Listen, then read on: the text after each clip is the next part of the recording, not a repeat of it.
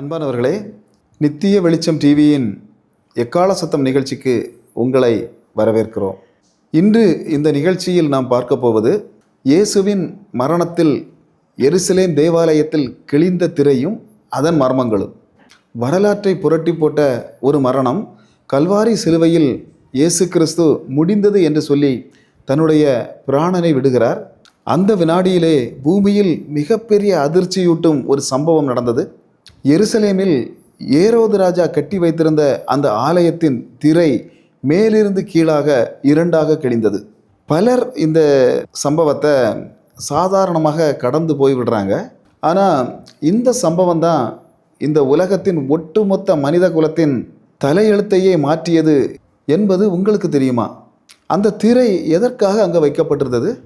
அதை கிழித்தது யார்? அது கிழிந்ததுனால இன்று நமக்கு என்ன லாபம்? இந்த வீடியோவை ஸ்கிப் செய்யாமல் கடைசி வரை பாருங்கள். தேவ ஆசீர்வாதம் உங்கள் குடும்பங்களுக்குள்ளே தங்கும். ஏன் அப்படி என்றால், நாம் இன்று செய்ய போகக்கூடிய இந்த வேதாகம ஆராய்ச்சி உங்கள் கண்களில் கண்ணீரை வரவழைக்கிறது மட்டுமல்லாமல் உங்கள் வாழ்க்கையில் ஒரு மிகப்பெரிய மாற்றத்தையும் கொண்டு வரும். உங்கள் பிள்ளைகளும் உங்கள் தலைமுறைகளும் இப்படிப்பட்ட வேதாகம ரகசியங்களை அறிந்து கொள்வதனால அவங்க உச்சந்தலை முதல் உள்ளங்கால் வரை தேவ வார்த்தைகள் உள்ளே இறங்கி சில தேவ அபிஷேகங்கள் அவர்களுக்குள்ளே தங்கும். இந்த திரையை பற்றி அறிந்து கொள்ளணும் அப்படின்னா, இந்த மர்மங்களை தெரிந்து கொள்ளணும் அப்படின்னா பல நூற்றாண்டுகளுக்கு முன்பாக நாம் போகணும். பழைய ஏற்பாட்டு காலத்தில் தேவாலயம் மூன்றாக பிரிக்கப்பட்டிருந்தாலும் ஆனால் இரண்டு விதமான முக்கிய பிரிவுகள் இருந்தது. ஒன்று பரிசுத்த ஸ்தலம், இன்னொன்று மகா பரிசுத்த ஸ்தலம். இந்த மகா பரிசுத்த ஸ்தலத்தில் தான் தேவனுடைய மகா பிரசன்னமும் மகா மகிமையும் இறங்கும். அந்த இடத்துக்கு போக வேறு எந்த மனிதனுக்கும் அனுமதி இல்லை. பாவியான ஒரு மனிதன் அந்த மகா பரிசுத்த ஸ்தலத்துக்குள்ளே போனால் அந்த இடத்துலையே சாம்பலாக போயிடுவான். அதனால் பாவம் செய்கிற ஒரு மனிதனை காப்பாற்றுவதற்காகவும் தேவனுக்கும் மனிதனுக்கும் இடையே ஒரு தடையாகவும் வைக்கப்பட்டிருந்தது தான் இந்த திரை. யாத்திராகமம் 26வது அதிகாரம் 31 முதல் 33வது வசனம் வரை வாசிக்கும்போது தேவன் தான் இந்த திரையை செய்ய சொல்லுகிறார். இந்த மகா பரிசுத்த ஸ்தலத்துக்குள்ள ஒரே ஒரு நாள், அதுவும் பிரதான ஆசாரியன் மட்டும்தான் போக முடியும். வரலாற்று சரித்திர குறிப்புகளின்படி இதுக்குள்ளே போகக்கூடிய அந்த பிரதான ஆசாரியன் கூட இடுப்பில் ஒரு கயரை கட்டி கொண்டு தான் உள்ளே போவான். இவன் ஏதாவது பாவம் செய்திருந்து உள்ளே போய் மரித்து விட்டான் அப்படின்னு சொன்னால் அவனுடைய பிணத்தை எடுக்கக்கூட யாரும் உள்ளே போக மாட்டாங்க. அந்த கயரை பிடித்து வலித்து தான் அந்த பிணத்தை வெளியே எடுப்பாங்க. அந்த அளவுக்கு தேவனுடைய சமூகம் என்பது மனிதன் நெருங்க முடியாததாகவும் பயங்கரமானதாகவும் இருந்தது. பார்க்க முடியாத தேவனுக்கும் மனிதருக்கும் இடையில இந்த திரை எவ்வளவு பெரிய பிளவை கொடுத்தது என்பதை புரிந்து கொள்ள ஒரு சம்பவத்தை இப்போ நம்ம பார்க்க போகிறோம். 2ஆம் உலகப் போருக்கு பிறகு ஜெர்மனி நாடு 2ஆக பிரிக்கப்படுகிறது. 1961வது வருஷத்தில் இரவு நேரத்தில் பெர்லின் நகரின் நடுவில் ஒரு மிக பிரம்மாண்டமான சுவர் கட்டி முடிக்கப்படுகிறது. இதுக்கு பேர் தான் பெர்லின் பெருஞ்சுவர். இதனால் சில பிள்ளைகள் ஒரு பக்கமும் அவர்களுடைய தாய் தகப்பமார் மறுபக்கமும் மனைவிகள் ஒரு பக்கமும் கணவன்மார் வேறொரு பக்கமும் இப்படி பிரிந்து போக வேண்டிய சூழ்நிலை ஏற்பட்டது. இவர்களுக்கு நடுவில் மகா பெரிய காங்கிரீட் சுவர். இதை ஏறி கடக்க முற்பட்டவர்கள் எல்லாம் சுட்டு கொலை செய்யப்பட்டாங்க. ஒரு தந்தையால் தன் மகனை பார்க்க முடியாது, ஒரு தாயால் தன் மகளை பார்க்க முடியாது, பிள்ளைகளால் பெற்றோரை பார்க்க முடியாது. இப்படிப்பட்ட சூழ்நிலைகளுக்குள்ள அநேக குடும்பங்கள் தள்ளப்பட்டாங்க. சுமார் 18 வருஷங்கள் இந்த சம்பவம் நீடித்தது. மக்கள் வடித்த கண்ணீருக்கு ஒரு அளவே இல்லாமல் போனது பிரியமானவர்களே. ஆனால் 18 வருஷம் கழிந்து இந்த சுவர் இடித்து தரைமட்டமாக்கப்பட்டது. அதுக்கு மேலே ஏறி நின்று ஒருத்தர் கட்டி பிடித்து கதறி அழுதாங்க அப்படின்னு சரித்திரம் பதிவிடப்பட்டிருக்கிறது. இந்த ஆனந்த கண்ணீர் உலகத்தையே உலுக்கினது அப்படின்னு நம்ம அதை பார்க்க முடிகிறது. நண்பர்களே, ஆலயத்துக்குள்ளே இருந்த இந்த திரையும் ஏறத்தாழ இந்த பெருஞ்சுவரை போல தான். நம்ம படைத்த தகப்பனுக்கும் நமக்கும் இடையே மிகப்பெரிய ஒரு பிளவு. தகப்பனால் பிள்ளையை கட்டி பிடிக்க முடியலை, பிள்ளையால் தகப்பன் பக்கத்தில் போகவும் முடியலை. இந்த திரை நம்மை பிரித்து வைத்திருந்தது. அன்பர்களே, காலங்கள் மாறுகிறது. இயேசுவின் காலத்தில் இந்த ஏரோது மன்னன் தான் இந்த எருசலேம் தேவாலயத்தை கட்டுகிறான். பழைய ஏற்பாட்டு கட்டுப்பாடுகளின்படியே பிரமாணத்தின்படியே தான் இந்த எருசலேம் ஆலயத்திலும் இந்த திரை வைக்கப்படுகிறது. யூதர்களின் வரலாறு மற்றும் புனித புஸ்தகமான தல்மூது இதை பற்றி என்ன சொல்லுகிறது தெரியுமா? இது சாதாரண துணி அல்ல. 60 அடி உயரமும் 30 அடி நீளமும் கொண்ட 4 அங்குல தடிமனும் கொண்ட ஒரு விசேஷமான துணி தான் இது.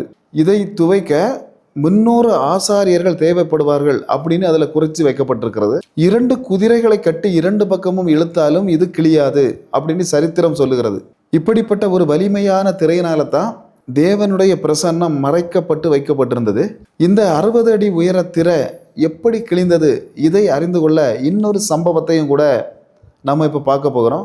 2018 வருஷத்தில் தாய்லாந்து நாட்டில் தாம் லுவாங் என்று சொல்லப்படக்கூடிய இருண்ட ஆபத்தான ஒரு குகைக்குள்ள 12 சிறுவர்கள் மாட்டிக்கொண்டாங்க. 12 சிறுவர்களும் அவர்களுடைய கால்பந்தாட்ட பயிற்சியாளரும் சேர்ந்து அங்கே மாட்டிக்கிட்டாங்க. திடீரென வந்த காட்டாற்று வெள்ளத்தின் மூலமாக அந்த குகை முழுவதும் நிரம்பி போயிட்டு இவர்களால் வெளியே வரவும் முடியலை. இருளும் பயமும் கொஞ்சம் கொஞ்சமாக தீர்ந்து வரக்கூடிய ஆக்சிஜனும் இவர்களை பயத்துக்குள்ளே கொண்டு போனது. இந்த சிறுவர்கள் ஒவ்வொருவராக ஆக்சிஜன் இல்லாமல் மூச்சு திணறி மரிக்கக்கூடிய ஒரு சூழ்நிலைக்கு தள்ளப்படுறாங்க. அப்போது தான் இந்த சமான் குனான் என்று சொல்லப்படக்கூடிய ஒரு கடற்படை வீரர் இந்த சிறுவர்களை காப்பாற்ற உயிரை பணயம் வைத்து நீருக்குள் நீச்சல் அடித்து உள்ளே போகிறார். அவர் அந்த சிறுவர்களுக்கு தேவையான ஆக்சிஜன் சிலிண்டர்களை எல்லாம் அவர்களிடம் கொடுத்து விட்டு திரும்பும்போது இவருடைய ஆக்சிஜன் குறைந்து போனதனால இவர் மரணத்தை தழுவுகிறார். இந்த சிறுவர்கள் சுவாசிப்பதற்காக தன்னுடைய உயிரை இந்த மாவீரன் கொடுக்கிறார். ஒருவர் தன்னுடைய மூச்சை நிறுத்தியதன் காரணத்தினால தான் இந்த 12 பேருடைய மூச்சு திரும்பவும் வந்தது. அந்த மகா பரிசுத்த ஸ்தலத்துக்குள் போக நமக்கு வழியே இல்லை அப்படின்னு நாம் விழிபிதுங்கி நின்ற நேரத்தில் தான் பரலோகத்திலிருந்து ஒரு மாவீரன் இறங்கி வருகிறார். இன்று நீங்கள் கஷ்டத்தில், துக்கத்தில், பாடுகளில் இதை விட்டு நான் கடந்து போக முடியுமா அப்படி இந்த நிகழ்ச்சியை அப்படின்னு வேதனையோடு இந்த நிகழ்ச்சியை பார்த்து கொண்டு இருக்கிற சகோதர சகோதரிகளே, உங்களுக்காக அந்த மாவீரன் உங்கள் குடும்பத்துக்குள்ள, உங்கள் கோத்திரங்களுக்குள்ள, உங்கள் தலைமுறைகளுக்குள்ள இறங்கி வருகிற கர்த்தர். கல்வாரி சிலுவையில் அந்த இருண்ட மத்தியான வேளையில் இயேசு தன்னுடைய உயிரை விடும்போது, இயேசு தன்னுடைய மூச்சை நிறுத்தின அந்த வினாடியே தேவாலயத்தின் திரைச்சீலை 2ஆக கிழிகிறது. இயேசு கிறிஸ்து முடிந்தது அப்படின்னு சொல்லி உயிரை விட்ட அந்த நொடியே 2 குதிரைகளால் இழுக்க முடியாத 60 அடி உயரமுள்ள அந்த திரைச்சீலை கிழிந்தது அப்படின்னு சொன்னால், அந்த வசனத்தை நீங்கள் கவனிக்க வேண்டும். திரைச்சீலை கீழிருந்து மேலாக கிழியவில்லை, கீழே இருந்து யாராவது அதை கிழிக்கவில்லை, மேலிருந்து கீழாக கிழிந்தது. அதாவது பரலோகத்திலிருந்து தேவன் தானே அதை கிழித்து எறிகிறார். மத்தேயு 27:51 சொல்லுகிறது, திரை கிழிந்த உடனேயே பூமி அதிர்ந்தது, கண்மலைகள் பிளந்தது. இது ஒரு சாதாரண நிகழ்வு அல்ல அன்பர்களே. இது அண்ட சராசரங்களையும் அதிர வைத்த ஒரு மீட்பரின் சரித்திரம். இங்கு ஒரு மிகப்பெரிய வேதாகம ரகசியமும் இருக்கிறது. மத்தேயு, மார்க்கு, லூக்கா ஆகிய 3 சுவிசேஷங்களிலும் இந்த சம்பவம் குறிப்பிடப்பட்டிருக்கிறது. ஆனால் யோவானில் மட்டும் இது குறிப்பிடப்படவில்லை. ஏன் இதை யோவான் குறிக்க மறந்தாரா என்று அநேக விமர்சகர்கள் கேள்விகளை எழுப்பும்போது, இது மறதி அல்ல. யோவான் சுவிசேஷம் எழுதப்பட்டதே ஒரு வித்தியாசமான நோக்கத்திற்காக. மற்ற மூவரும் இயேசு மனிதனாக வாழ்ந்த சம்பவத்தை, வரலாற்றை பதிவு செய்கிறார்கள். ஆனால் யோவான் இயேசுவினுடைய தெய்வத்துவத்தை நிரூபிக்கவே சுவிசேஷம் எழுதுகிறார். இயேசுவே உண்மையான தேவாலயம், அவருடைய சரீரமே உண்மையான கிழிந்த திரைச்சீலை என்பதை ஆவிக்குரிய ரீதியில் விளக்குவதே யோவானின் நோக்கமாக இருந்தது. எனவே இந்த சரித்திர வரலாற்று சம்பவங்களை தாண்டி ஆவிக்குரிய சம்பவங்களில் அவர் கவனத்தை செலுத்துகிறார். இது பரிசுத்த ஆவியானவரின் நேர்த்தியான ஒரு வழிநடத்தல். இறுதியாக இந்த திரைச்சீலை கிழிந்ததால் நமக்கு என்ன லாபம் என்பதை சொல்லுவதற்கு முன்பாக நம்முடைய இருதயத்தை நொறுக்கும் மற்றொரு சரித்திர சம்பவத்தையும் கூட சொல்லுகிறேன். 2ஆம் உலகப்போர் நடந்து கொண்டிருந்த அந்த நேரம், ஹிட்லரின் கொடூரமான ஆஸ்விட்ஸ் வதை முகாமில் யூதர்கள் கொத்து கொத்தாக கொல்லப்பட்டு கொண்டு வந்த நேரம், ஒரு நாள் அங்கிருந்து ஒரு கைதி தப்பிவிட்டார். அதற்கு தண்டனையாக தான் அங்கிருந்த மீதி இருந்த 10 கைதிகளை அவர்கள் தேர்ந்தெடுத்து அவர்களுக்கு மரண தண்டனை கொடுக்குறாங்க. மீதி இருந்த கைதிகளில் 10 பேரை தேர்ந்தெடுத்து அவர்களை இருட்டு அறையில் அடைத்து உணவு எதுவும் கொடுக்காமல் பசியிலேயே பட்டினி போட்டு கொல்ல அந்த அதிகாரி தீர்மானம் எடுக்கிறான். அந்த 10 பேரில் ஒருவராக பிரான்சிஸ்க் என்று சொல்லப்படக்கூடிய ஒரு நபரும் தேர்ந்தெடுக்கப்படுகிறாரு. அவர், ஐயோ எனக்கு மனைவியும் சின்னஞ்சிறு பிள்ளைகளையும் இருக்கிறதே, நான் என்ன செய்வேன் என்று கதற ஆரம்பிக்கிறாரு. அப்போது அந்த வரிசையில் நின்று கொண்டிருந்த மாக்சிமிலியன் கோல்பே என்று சொல்லப்படுகிறதான ஒரு பாதிரியார் முன்னால் வந்து நிற்கிறாரு. அவர் அந்த அதிகாரியை பார்த்து அவனுக்கு பதிலாக அந்த மரண அறைக்குள்ள என்ன அனுப்புங்கள் அப்படின்னு கேட்குறார். அதிகாரி ஆச்சரியமுடன் அதற்கு சம்மதம் கொடுக்கிறான். இவரும் அந்த மரண அறைக்குள் பிரவேசிக்கிறார். மரண தண்டனை பெற்ற ஒருவன் தன்னோடு எந்தவித சம்பந்தமும் இல்லாத ஒருவருடைய உயிரினால் தன் குடும்பத்தோடு மீண்டும் சேர்ந்தான். 93 வயது வரை வாழ்ந்த இந்த மனிதன் மாக்சிமிலியன் என்று சொல்லப்படக்கூடிய அந்த பாதிரியாருடைய நல்ல காரியத்தை தன் வாழ்க்கை முழுவதும் மற்றவர்களுக்கு சொல்லிக்கொண்டு நடந்தான். இதை கேட்டுக்கொண்டு இருக்கிற சகோதரா, சகோதரியே, இன்று உங்களுக்காகவும் எனக்காகவும் தன்னுடைய உயிரை கொடுத்த அந்த தேவ வார்த்தைகளை, சுவிசேஷங்களை நாம் மற்றவரோடு சொல்லி கொண்டு நடக்கிறோமா? மற்றவர்களுக்கு நாம் சொல்லுகிறோமா? தேவ பிள்ளைகளே, சிலுவையிலும் இந்த சம்பவம் தான் நடந்தது. நாம் எல்லோரும் அந்த மரண அறைக்குள் தீர்க்கப்பட்டிருந்தோம்.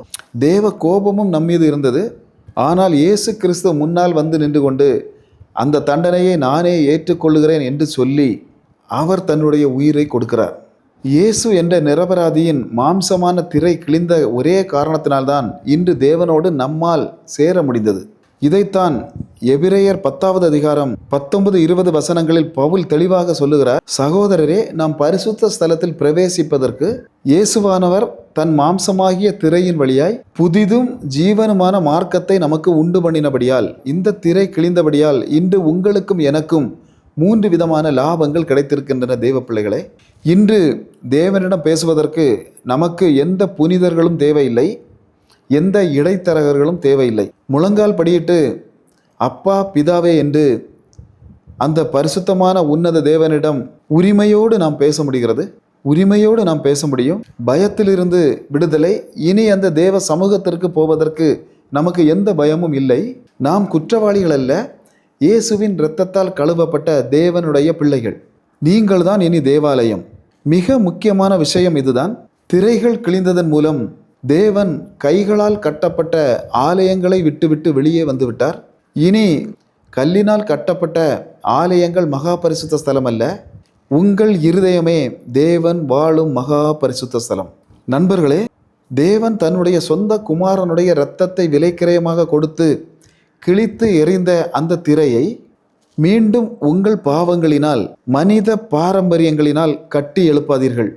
இனி எந்த புனிதர்களையோ அல்லது பூமியில் மனிதனாய் வந்த இயேசுவினுடைய எந்த உறவுகளையோ இடைத்தரகர்களாக நீங்கள் நியமித்து மீண்டும் அந்த திரையை கட்டி எழுப்பாதீர்கள்.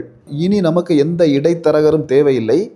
தேவன் அந்த திரையை கிழித்து எறிந்து விட்டார். இந்த வேத ஆராய்ச்சி தேவ செய்தி உங்களை தொட்டிருந்தால் இப்பொழுதே முழங்கால் படியிட்டு நாம் ஏதாவது குற்றங்கள் தேவனுக்கு நேராக செய்திருந்தாலோ அல்லது வேறு யாரிடமாவது வேண்டி அதன் மூலமாக தேவனிடம் பேச துணிந்திருந்தாலோ எல்லாவற்றையும் நான் இப்போதே விட்டு விடுகிறேன் ஆண்டவரே என்று சொல்லி முழங்கால் படியிட்டு அவரிடம் மட்டுமே கேட்கக்கூடிய பிள்ளைகளாக, அவரிடம் மட்டுமே மீட்பை பேசக்கூடிய பிள்ளைகளாக நாம் மாறுவோம். மீண்டும் ஒரு சிலுவை செய்திகளோடு உங்களை சந்திக்கிறோம். Praise the Lord, praise the Lord. Amen, amen.